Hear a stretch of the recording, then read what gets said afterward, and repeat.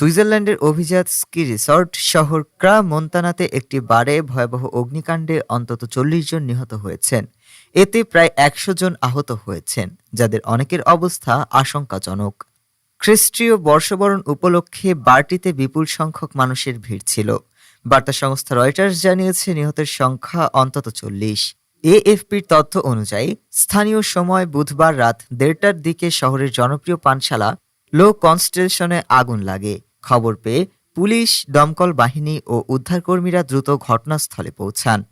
কর্তৃপক্ষ জানিয়েছে আগুন লাগার কারণ এখনও তদন্তনাধীন, তবে এটি কোনো হামলার ফল বলে প্রাথমিকভাবে মনে করা হচ্ছে না। নিউ ইয়র্ক থেকে আসা এক পর্যটক জানান, হঠাৎ বারের ভেতর থেকে আগুন ছড়িয়ে পড়ে এবং অন্ধকারে আতঙ্কিত মানুষ চিৎকার করতে করতে বাইরে ছুটে আসতে থাকে। ওয়ালিস ক্যান্টনের পুলিশ কমান্ডার ফ্রেডেরিক গিসলার বলেন, আহতদের অবস্থা অত্যন্ত গুরুতর।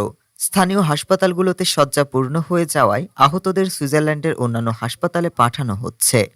ঘটনার কয়েক ঘন্টা পরও পানশালার বাইরে অ্যাম্বুলেন্স অবস্থান করছিল। ভাঙা জানালা ও পোড়া গন্ধে পুরো এলাকা আতঙ্কগ্রস্ত হয়ে ওঠে। ডেস্ক রিপোর্ট, আজ বার্তা।